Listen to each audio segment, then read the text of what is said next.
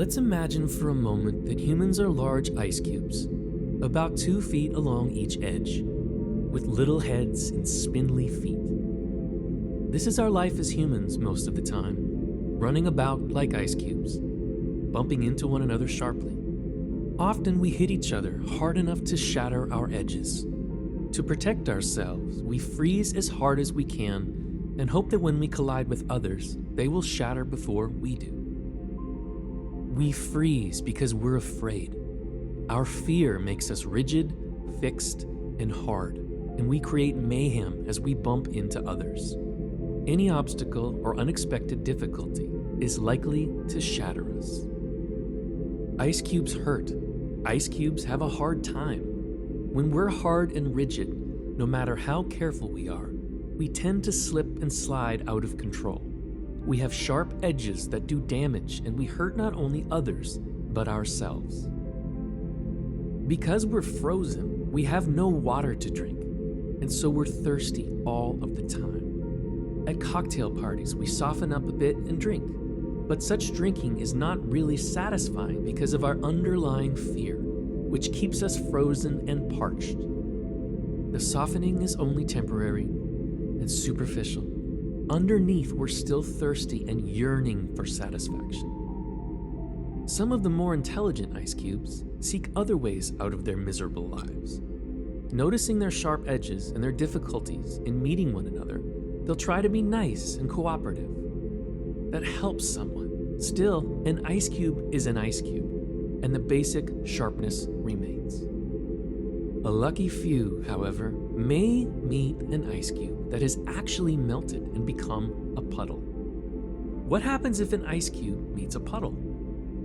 The warmer water in the puddle begins to melt the ice cube. Thirst is less and less of a problem. The ice cube begins to realize that it does not have to be hard, rigid, and cold. There is another way to be in the world. The ice cube learns how to create its own heat by the simple process of observation. The fire of attention begins to melt its hardness, observing how it bumps into others and causes harm. Seeing its own sharp edges, the ice cube begins to realize how cold and rigid it has been. A strange thing begins to happen. As ice cubes begin to notice their own activities, to observe their ice cubeness, they become softer and mushier.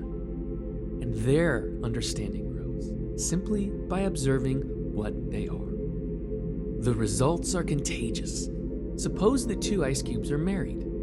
Each is protecting itself and trying to change the other, but neither can really change or fix the other, since they both are rigid and hard with sharp edges. If one ice cube begins to melt, however, the other ice cube, if it gets close at all, has to begin to melt also. And it too begins to gain some wisdom and insight. Instead of seeing the other ice cube as a problem, it begins to be aware of its own ice cubeness.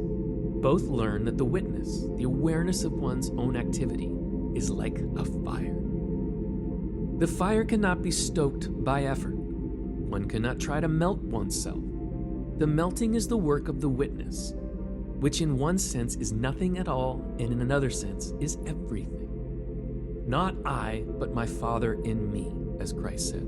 The awareness, the witness within, is the Father, which is what we truly are. In order to allow the witness to do its work, however, we must not be caught up in stiffening and hardening ourselves, throwing our weight around, bumping into others and trying to change them. If we do these things, we must be aware so that the witness can do its work. Some ice cubes begin to get the idea and do the necessary work. They may even get a little mushy. The first thing I notice about Zen students who are practicing is that their faces change. They're softer. They laugh differently. They get a little mushy. But the work is difficult, and some ice cubes, even as they begin to soften, get sick of the process. They say, I just want to go back to being a comfortable ice cube. True, it's lonely and cold, but at least I didn't feel so much distress. I just don't want to be aware anymore. The truth is, however, that once one softens and becomes a bit mushy, one can't become hard again. You might say that that's one of the laws of ice cubes, with apologies to physics. An ice cube that has become mushy can never forget its mushiness. That's why I say to people, don't practice unless you're ready for the next stage. We can't go back.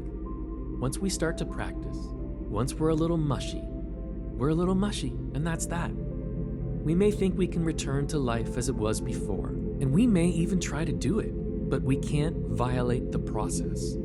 The basic law of ice cubes. Once we're a bit mushy, we're forever a bit mushy. Some ice cubes, because they have only a sporadic practice, change only slightly over a lifetime, becoming just a little mushy. Those who truly understand the path and practice diligently, however, actually turn into a puddle. The funny thing about such puddles is that as other ice cubes walk through them, these ice cubes begin to melt and get a little mushy. Even if we only melt slightly, others around us soften too. It's a fascinating process. Many of my students are mushy. They often hate to go through the process. When we come down to it, however, the work of an ice cube is to melt.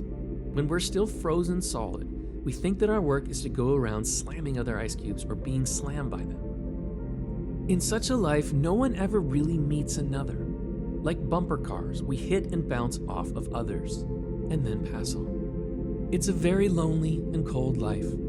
In fact, what we really want is to melt. We want to be a puddle. Perhaps all that we can say about practice is that we're learning how to melt. At intervals, we say, "Let me alone, stay away, just let me be an ice cube." Once you've started to melt at all, however, we can't forget. Eventually, what we are as ice cubes is destroyed. But if the ice cube has become a puddle, is it truly destroyed? We could say that it's no longer an ice cube, but its essential self is real. The comparison of human life to an ice cube is of course silly. I see people battering one another, however, hoping that by battering others something will be gained. It never is. Someone has to stop battering and just sit with being an ice cube. We need to just sit and watch and feel what it's like to be what we are. Really experience that. We can't do much about the other ice cubes. In fact, it's not our business to do so. The only thing we can do is more and more to summon that witness. When we turn to the witness, we begin to melt. If we melt, other ice cubes do too, little by little. Once we've begun to melt, it's perfectly natural to resist the melting, to want to go back to being frozen, trying to control and manipulate all the other frozen creatures we meet. I never worry about that, because for anyone who's been practicing for a while, there's too much knowing. We can't become rigid again, because deep within us, we know something we didn't know before.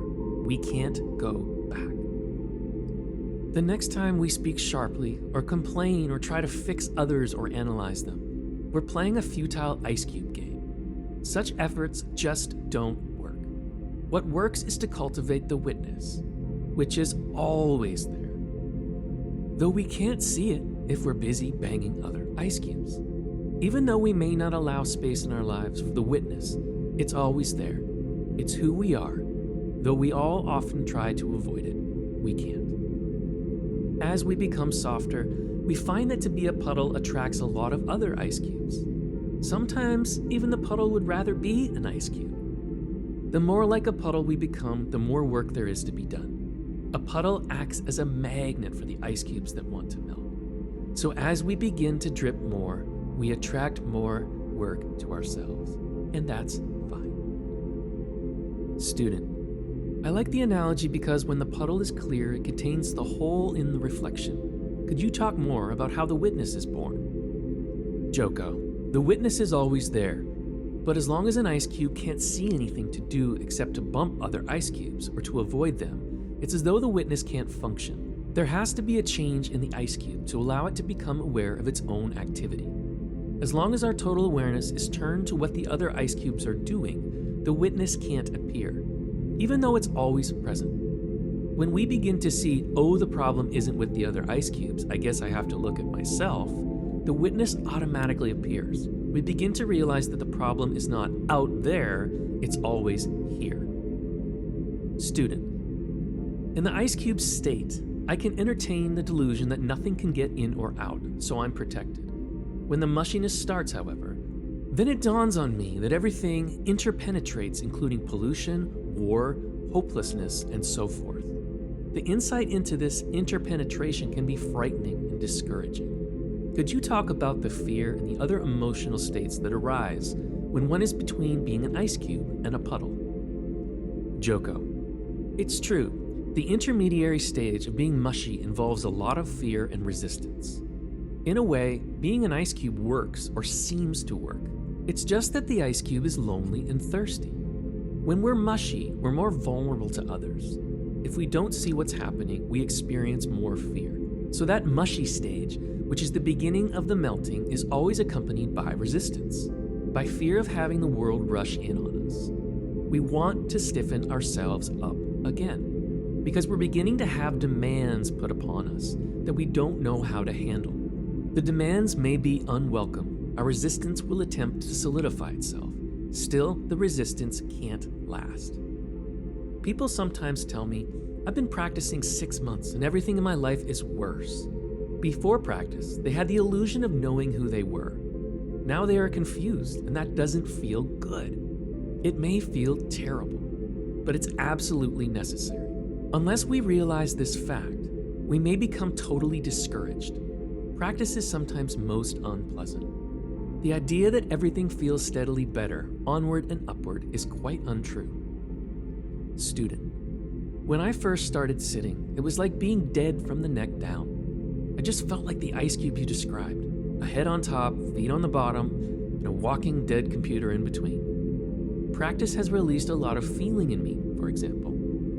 I've done a great deal of crying, which feels like melting down into a puddle. Joko. Good. In most of my students, I observe melting going on. It's often not pleasant, but in a way it's wonderful too. We sense that we're becoming more truly who we really are. There's always resistance too. The two go hand in hand. People think resistance is something terrible. It's the very nature of practice to resist. It's not something extra. Student. Does being a mother tend to make one mushy? I would think that mothers have to open up to their children, and that would tend to melt the ice cube. Joko. Being a mother can be excellent training. Still, I've known mothers who were pretty good ice cubes, including myself at one time. Melting Ice Cubes, from Charlotte Joko Beck's Nothing Special, Living in Zen.